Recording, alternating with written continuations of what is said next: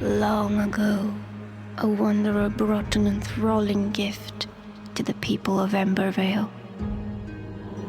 The elixir. It was a cure, a blessing, a weapon. Once concealed by the ancients, its might had been set free. With it came power, mistrust, and a longing for more. Humanity dug the elixir wells, ripping apart the land and each other to quench their thirst. Elixir and blood, a drop for a drop. But from the depths of the wells, an unforeseen curse crept into Embervale. The Shroud, a ruinous fog which sought only to spread and devour. Facing their downfall, ancients and humans united to forge the Flameborn. Now, your time has come. Awake.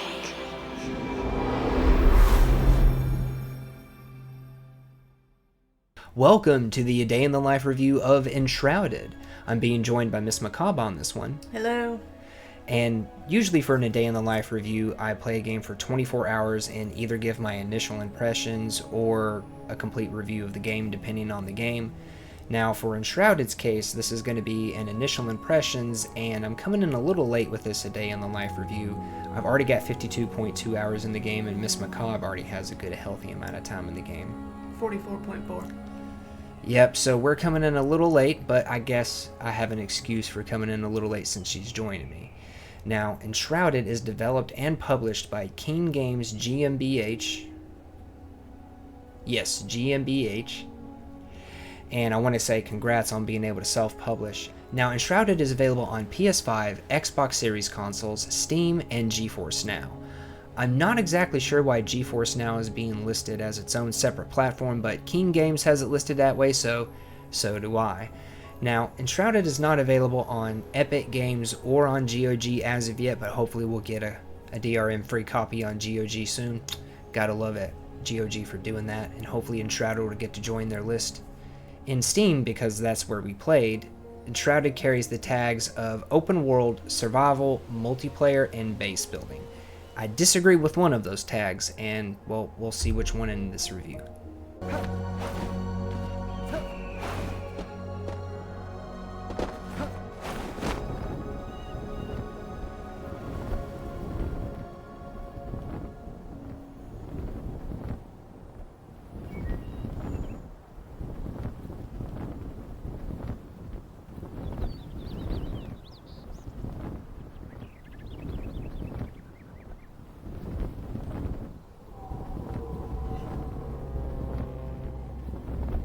Since MsMakabre is joining me on this one, we're going to be doing things a little bit differently. We've each kind of summarized how we would describe Enshrouded to someone else, or describe what about Enshrouded captured us and made us want to play and check it out in the first place. Enshrouded, above all else, is a game about exploring the open world, questing, getting various resources, finding new helpers to craft new things, getting new loot, leveling up, or unlocking new fast travel points to make traversal easier. It all ties into exploration. There are RPG elements to the skill tree in building your character or class as you level, which can vastly change your experience in Embervale. There is plenty of challenge to overcome as a Lightborn in Enshrouded, and if you need a break, the excellent building system allows you to make very custom homes or bases to relax in. The initial appeal to Enshrouded for me was the stunning possibilities for base building. I love decorating and building in games. I've seen gorgeous builds by others. I hope to achieve nice builds myself eventually as well. Even hobbit houses are possible. What's not to love about that? I found it intriguing as even the more cozy gamers were also playing it. The scenery and areas in game are beautiful, and as a lover of photography, I enjoy exploration, seeing all the gorgeous areas and capturing screenshots. I love that I can play solo or with friends, which is helpful since it can be easy to stumble into trouble. Alright, now that we've both kind of summarized how we would describe Enshrouded to another player, or what about Enshrouded drew us into playing it and captured us in the first place, let's talk about some of the more gamey stuff here, right? Now, we can't really spoil all that much, if anything at all, with how Enshrouded is, even though you can watch other people's content, and even though you can see, like, you know, what's coming up, it doesn't really shape your own experience in how you would do these things in the game. And also, you know, we have a long way to go yet. Yep. But since everything ties into exploration, we'll start there. And the first thing about exploration is traversal. You have running around the map, you have different fast travel points that you can teleport to, you have these towers called spires that end up becoming fast travel points for you. You have your glider, you have the grappling hook. There's a lot. The glider is different than other gliding mechanics I've seen in other games, so it took me a little bit of time, and even now I still mess up with that, but... Yeah, it kind of more carries you forward, and you kind of don't necessarily have to worry about your downward direction unless you just want to tilt down and dive steeply. I've gotten going way too fast, or didn't choose to stop in the right places. I did die several times trying to get the hang of the glider. Oh yeah. I had a couple of times I meant to land someplace and ended up in the shroud, and things did not end well. Now, you wanted to make a special note of mentioning a certain tool that you can use in traversal to kind of create your own pathway. Yeah, what were they called? They're the bombs. I don't know the technical term of them. I just call them the bombs. I don't remember what their name is in game off the top of my head. But yeah, I've used them many a time to create my own path up the side of a hill. Yeah, if there's no grappling hooks to, you know, pull you up and forward, you kind of have to get creative on how to get to where you need to be if you don't want to take an extra long time and go the long way around. Yeah. Now, when we get into skills, there is one particular class in the skill tree, or skill pathway in the tree, called Athlete, that can kind of help you get around as well. It can help you out with sprinting duration and stamina usage for sprinting and gliding and stuff. And where does the double jump come in? The double jump, I'm trying to remember whose path on that's on exactly. I want to say it's the one to the right of Survivalist, but to the left of Ranger. I don't remember which one that is. Yeah, I know once I unlocked that, it did help me quite a bit, though. Oh yes, the double jump is absolutely wonderful, an absolute must-have, and if you're wanting to path your own way up the side of a mountain with those bombs, double jump really helps out. It does. And you can get some pretty creative places that have pathways up to them, but, like, you know, it's a shortcut. When moving around the world, it kind of takes a mastery of, like, your jump, stamina usage, running around, and fast travel points, and those bombs to really get around, at least in my experience. Yep. Now, something else about exploration is it really drives you around the world. Questing kind of does the same thing, but we're going to get into that next. As you move around the world, the atmosphere really changes, like depending on whether it's night, day, whether you're in the shroud, and what's the we start out in Springdale. What's the place above that where we have to go to the second tower? Because its atmosphere up and around there, like in the woods and on hills and whatnot, it's very different from Springdale, or the Sprigdale, whatever that first area is called. I'm sorry, I'm terrible with names. I can't remember either. Even the shroud areas, you know, yeah, it's spooky, but for some reason it's also beautiful. The glowing blue and red, I really, really like it. And it's got those It's got, well, I won't say it's got those big glow mushrooms, but it does have some glowy mushrooms. Yeah, it's got its own foliage, or for lack of a better term. Flora? Yeah. Yeah. Now, in getting around the world, the main thing that's going to propel you around the world is quests. I mean, just like outside of the intrepid explorer of, oh, I want to go here and see what that is, and I want to see what this map marker is. And, well, even with quests, they give you markers on the map before you even have the quest, where it's just like the big circle with the 3 question marks in it. Yeah. And mark denoting like an area where there's like a quest. But again, quests are the main thing that's going to get you out and about in the world. They have you go various places, do various things, and some of the quests are even finding your helpers that help unlock crafting recipes. Quests are pretty simple, you know, like most quests in most games, it's some kind of variation of a fetch quest. You know, go here, kill this thing, report back to this person, or go here, get this item, report back. And I don't know about you, but for me, it seems like the main brunt of my experience comes from quests specifically, like completing quests. Yeah. Either that or mining for materials, or I think that granted me a little bit of experience for mining. Maybe not so much tree chopping or anything. Yeah, that is kind of weird that you do get experience from mining, but you don't get experience from, like, digging in the dirt or chopping down trees. Or foraging. Yeah. It's a bit weird, but... And, you know, combat experience, too. Slaying enemies. I would have to say that's been the second best form of experience for me, is when I find an area and it's like my character is, like, say, like 3 to 5 levels under the enemies, and I can keep going back there, and once they respawn and fight them over and over again, that's, outside of quests, that's like the second highest form of experience I get, is fighting enemies that are over leveled in comparison to me. Yeah.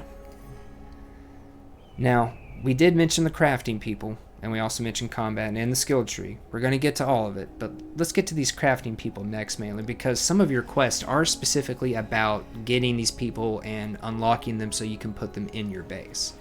You have the blacksmith, the hunter, the carpenter, The farmer. and is he called the alchemist? Yes, alchemist. I was going to say, is he the alchemist or the potioneer or something like that? It's the alchemist. Of course, he is your potion guy. But each one of these, and these are just the people that we've unlocked, there's 7 total, I think, Yeah, right? We've got 2 more. But these people are how you get some of your crafting benches that allow you to craft better weapons and armor, or just more advanced things, and they also can craft things for you themselves as well.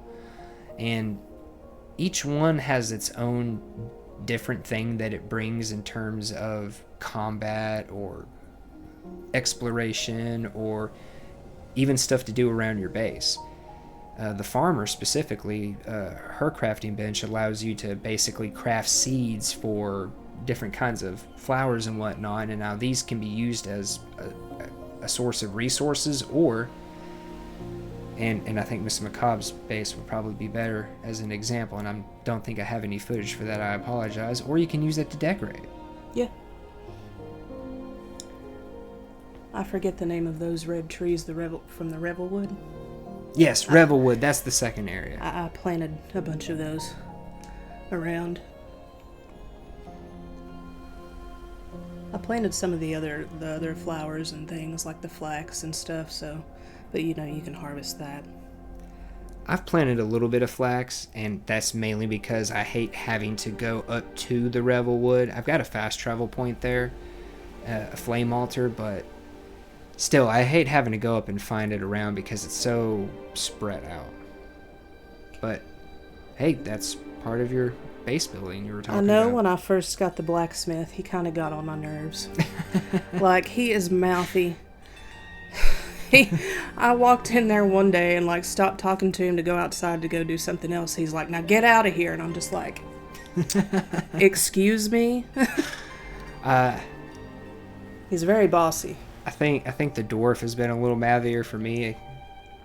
I don't know, he just always seems to be saying something whenever I'm like in my little crafting building where I've got all the people at. Yeah, they do find a lot of things to say. Like you're not doing enough. Now, one kind of gripe I have about these crafting benches and whatnot is you can get quests. I guess this kind of ties into quest 2 a little bit, but you can get multiple quests for multiple people you need to recruit, and then after that you'll get a quest from those people about something they need to unlock better recipes for you. It's the Crucible for the Alchemist, which unlocks newer kinds of potions, and then for the Blacksmith you have to get the Smelter to unlock bars and whatnot. Was it a spindle for the hunter? Yeah. And, well, they don't exactly tell you. There is a sort of order you kind of need to do them in to not run into the roadblock of, okay, how do I get this resource to do this thing?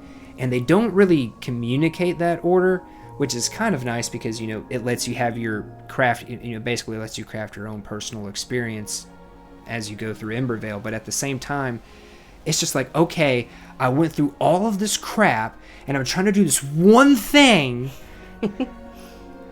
But, you know, you just got to do the other quests. I kind of like that it's not a simple go here and find this item and then you come back and there it is. It's like you go to look for it and you read like some journal they've left behind and they're like, oh, well, I think it might be here. And you end up having to go to 2 or 3 places before you finally... It's like a little mini scavenger hunt. Yeah, they don't make it too easy for you. And that is kind of nice. I mean, you don't want it to be too easy. And that's where... I guess that's where the bosses come in. Yeah, you have to explore. But I think that difficulty also kind of comes in when they make you go after bosses, and it's like, okay, if you don't beat them the first time, it's like, okay, I gotta go out, I gotta power up, level up, get better stuff. You hit a little bit of a roadblock, but I don't know, I think that's a good thing, right? Yeah. And since we're talking about bosses, let's also kind of talk about combat here. Combat is actually pretty in-depth for Enshrouded. When I first got into it, I didn't expect to, you know, have parries along with the ability to block with your shield. That I kind of expected from the fact that you had the armor. You've also got a dodge roll. You've got double jump, which you can use to evade things. Along one of the mage pathways, you can turn your dodge roll into this like little blink dodge thing that kind of teleports you a short distance. Ooh, that sounds nice. Yep. And speaking of mages, not only do you have the ability to cast spells with staves, but you also have these like little wands that you can rapid fire off a certain element with and still use like a shield to kind of be sort of like a battle mage. And then lastly but not leastly, of course, we talked about dodging and sneaking and double jumping. You got bows, don't worry. You got your normal kind of assassin type ranged weapons, right? And all of it blends together pretty well. You can equip multiple different weapons in your hotbar. You can easily swap between them if you need to, say like one breaks or you need to change it between range or close quarters combat. It's pretty fluid for the most part. You know, you gotta watch how fast you're pressing buttons. You know, if you press stuff too fast, it's not gonna swap on you. Then you're like, crap! Yeah. You had a little issue with that a time or two, huh? Yeah. I griped at the game, said it was the game's fault, but honestly I think it was just, you know, hey, I'm in the middle of an attack and then I press Alt to swap my hotbars to swap to something different. And yeah, I probably needed to complete my animation first. I was probably pressing them buttons a little too quickly. That would be me. I get in a panic like, oh my god, oh my god, oh my god. Especially when something's like running right after you. Hey, you took on 3 wolves the other day. Yeah, with just a... Was it a torch? A torch, because I didn't have anything else yet. Running around looking for fiber, and it's like, oh god, there's 3 wolves. Got caught with her pants down. He's like, do you need help? No, I'm good. Hey, what, you know, when you're saying you're fighting 3 wolves with a torch, you know, do you need help? That's a reasonable question. Yeah. Now, I do want to say something about the variety of combat. It's really refreshing to see the ability to kind of just flow between the different forms of combat. Melee, magic, and, you know, like sneaking and using your bow and whatnot, because you can even sneak and, you know, use your long range spells to get sneak damage. All of it, everything we've talked about up to this point, all of it gets you experience, and it all kind of flows into the skill tree. And this is part of the variety in combat, as well as the variety of traversal, as well as the variety of experiences. The skill tree is, I don't know, I wouldn't exactly call it a tree. I think I heard somebody refer to it as a web. It is rather expansive. Yes, if you know the game Path of Exile, it's nowhere near as expansive as the Path of Exile skill tree, but it's styled after that.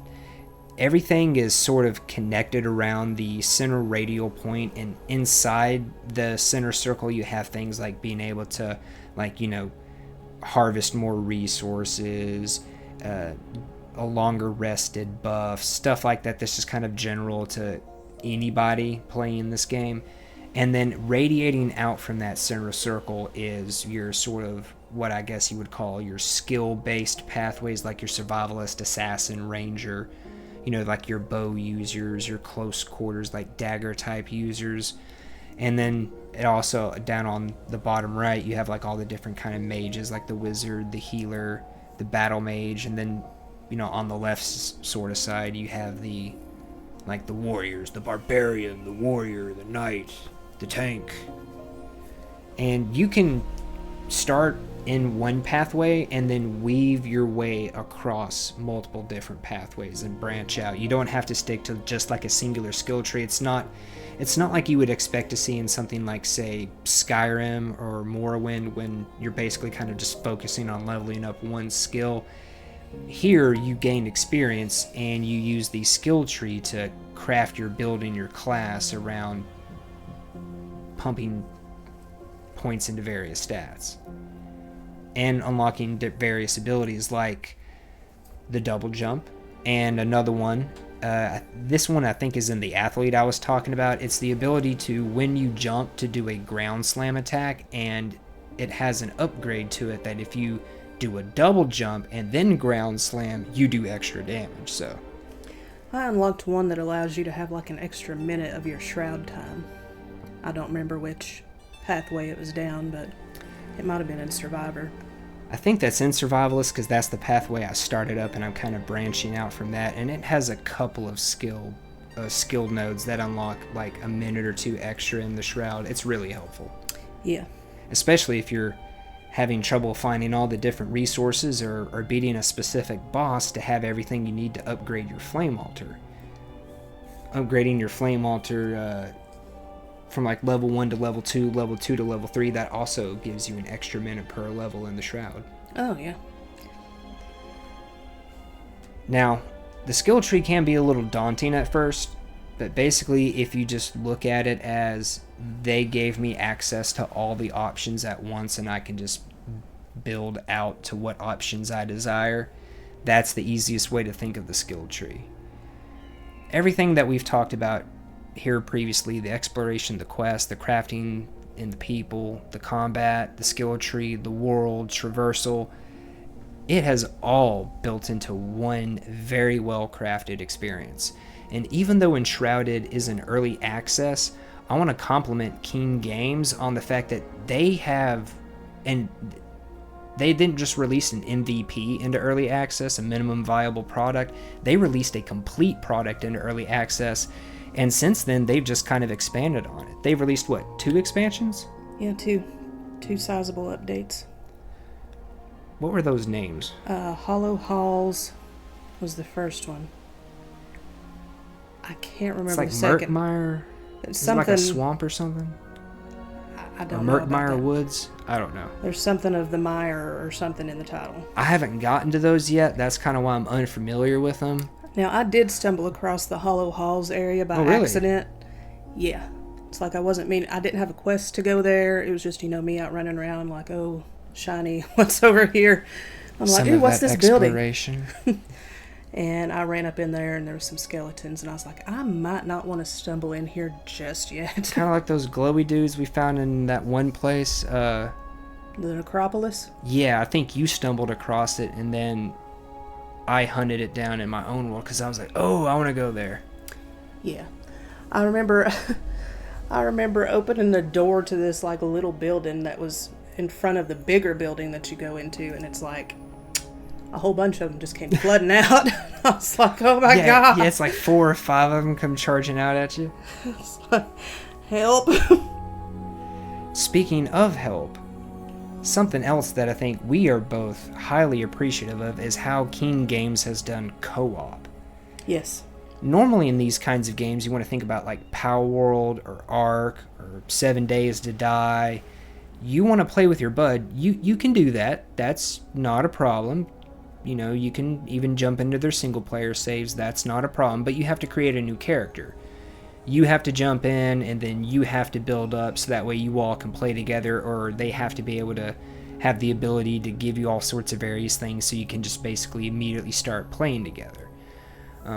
Power World is this way, 7 Days to Die, and I just mentioned Ark.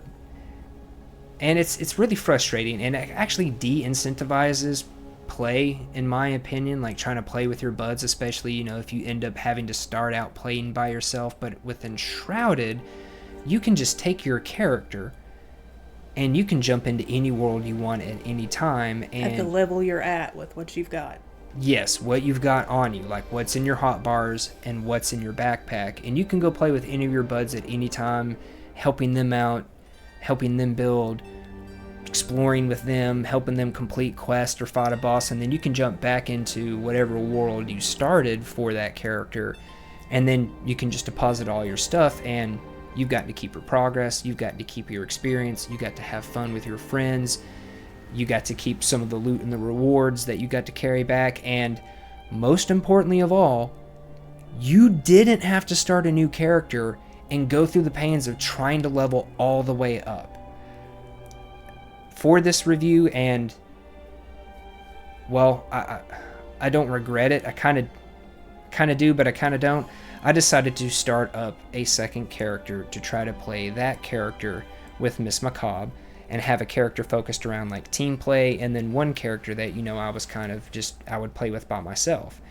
And trying to level up a second character quickly to get to someone else's level for you to be able to play with them and not be like a hindrance, it's kind of a pain. So being able just to take your main character and jump into your friends' worlds and play with them, it's quite wonderful.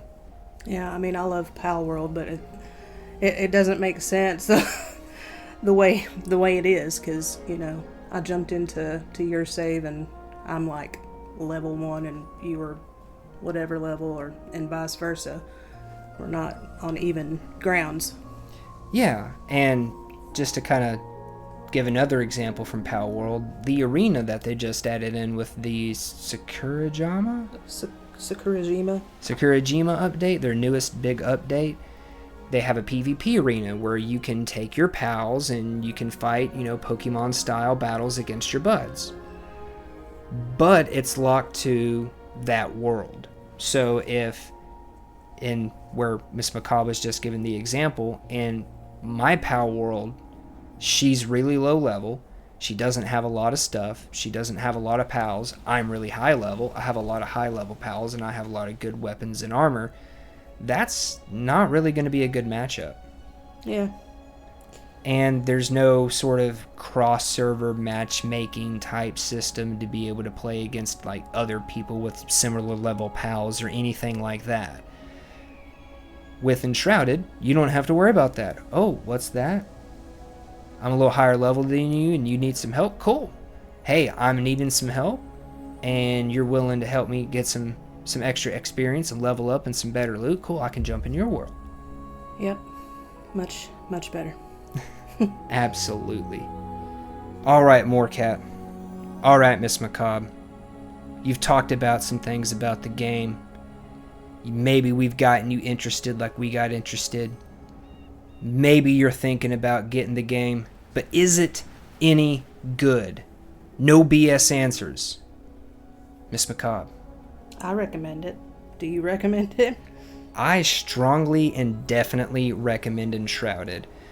When Enshrouded first came out, it came out around the same time as Nightingale, and I did a day in the life review of Nightingale. I elected Nightingale because of the Gaslamp fantasy. I loved the way it looked and the concept behind it. But after playing Enshrouded, I'm kind of wishing I'd picked Enshrouded over Nightingale. And I'm kind of sad to say that, but Enshrouded is just that good. It's got RPG stuff. It's got quest stuff. It can be casual. You can make it really difficult by going into areas underleveled. You can be a mage. You can be a warrior. You can be a stealthy ranger or thief. It's got everything, and it looks beautiful. Yes, it does. Now, an important thing I always talk about in these kinds of reviews is playtime value. And I'm glad MsMakabre here is here to... Now, something that I always talk about in these kinds of reviews is playtime value. And I'm glad MsMakabre here is here to help weigh in on this. Enshrouded is currently $30. And with my playtime value thing, I always advocate that you should never get less than 1 hour per dollar spent on the game. If you're spending $30 on the game, you need to get at least 30 hours out of the game. And what was your total again? 44.4. 44.4, and mine was 52.2. Man, that's almost 100 hours between the two of us. Enshrouded has excellent playtime value. And we've not even scratched the surface. There's still a lot more to be done. Exactly. This is an easy, exceptional playtime value rating because, I mean, you're going to be seeing a week in the life review out of that.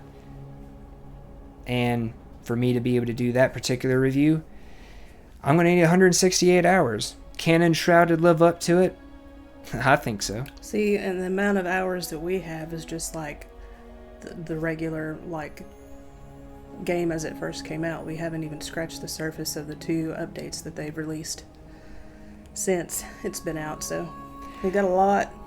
And those are the Hallowed Halls and Melodies of the Mire.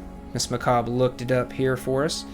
Be looking out for the Week in the Life review. It's going to be coming up. I'm going to be doing some streams and some gameplay. MsMakabre might be joining me for some of those as we build up enough playtime hours. And for those of you that are wondering, hey, didn't you do a first look stream about RoboCop Rogue City? And you were saying something about, doing one of these kind of a day in the life reviews for that. That's going to happen. It's going to happen. At least at this time, still planning on it happening. Enshrouded kind of popped up and grabbed me out of nowhere, so you can blame MsMakabre for that one. Yeah, because I did start playing it first. And she kept talking about it, and then I got to see her play some of it, and I don't know, guys, I was just something about it. I knew you'd be interested if you saw a little bit of it. I knew you were, wanting to give Nightingale a shot, and I just kept looking at Enshrouded like I can't believe that he is not jumping on this one, because I figured it was right up your alley.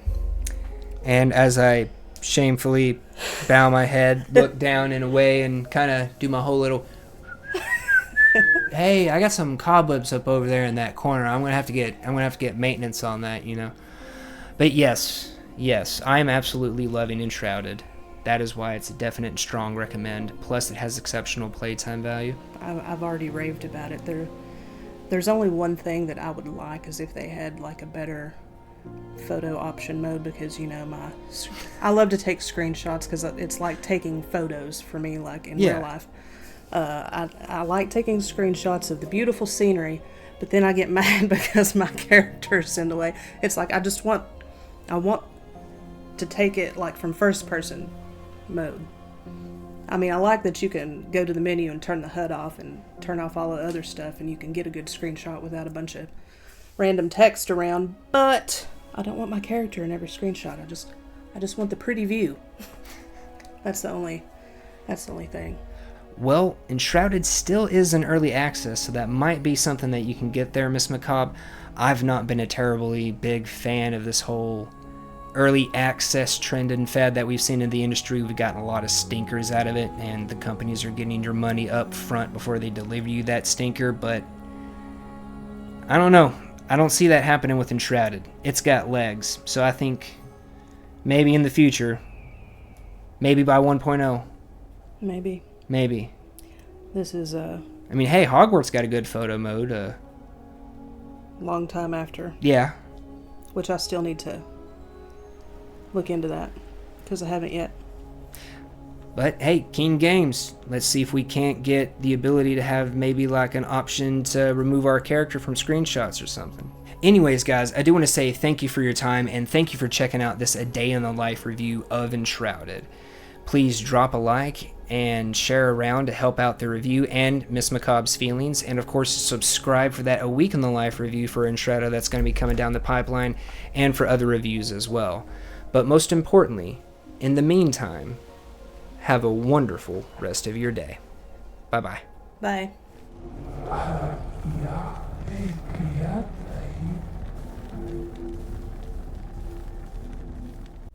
Hey everybody, Editing Moorcat here, getting to the end of the video and realizing that I never mentioned which tag I disagreed with.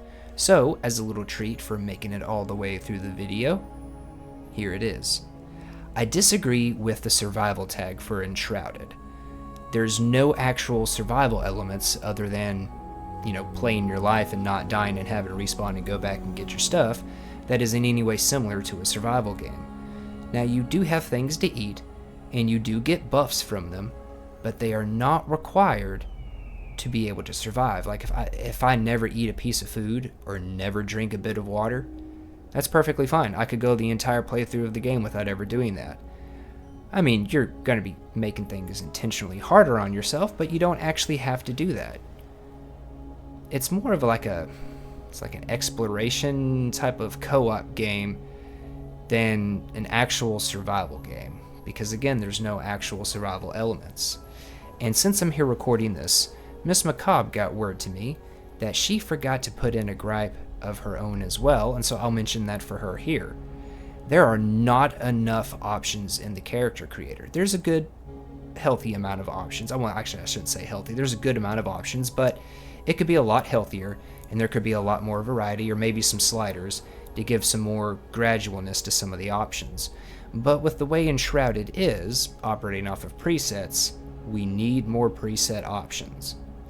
Thank you all again for watching, and I hope you enjoyed this little treat at the end of the video, and of course, have a wonderful rest of your day.